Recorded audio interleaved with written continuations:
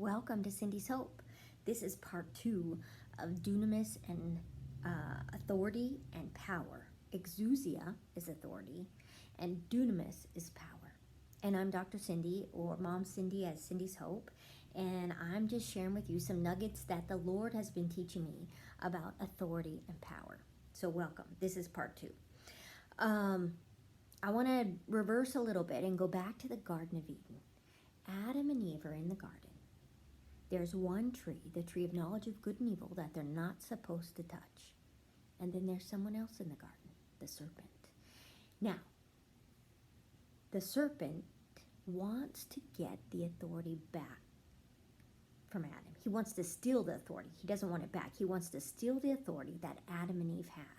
Because here's Adam. He's naming all the creatures. God says, this is yours. Cultivate, multiply. This garden is yours. But the serpent wants it. Satan wants that authority back. And as soon as Adam and Eve take a bite from the fruit of the tree of knowledge of good and evil, they lose that authority. They now have transferred the authority that they've been given to Satan.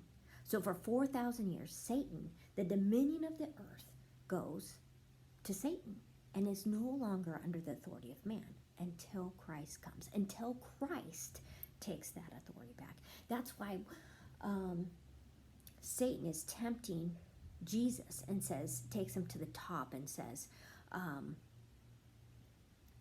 jump from here and angels will surely catch you, or turn these stones into bread. And that if you bow down and worship me, I'll give you all this. Because Satan now has authority, because Jesus hasn't yet paid the price. He hasn't bought back the land, redeemed the people. So the authority previously, before Christ's death and resurrection, was under the dominion of darkness. It's under the dominion of darkness until Christ dies. So we see Jesus walking and giving delegated authority to the disciples. I think he sends out the 7. Look at Luke 10:19. I have given you authority. That's exousia. He tells the disciples, I have given you authority to trample on snakes and scorpions and to overcome all the power of the enemy, and nothing shall harm you. So this is delegated authority. He is telling the disciples, I want you to go out. Go and do this. And there's no cell phones.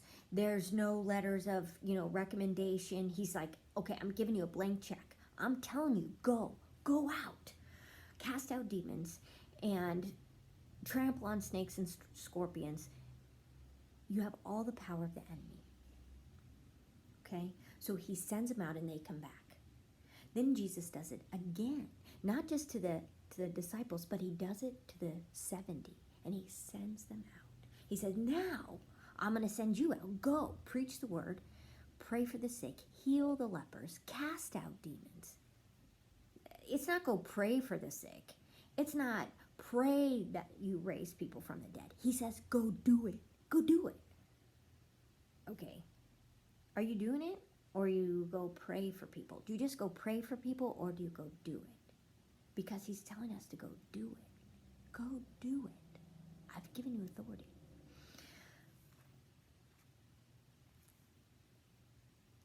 I'm gonna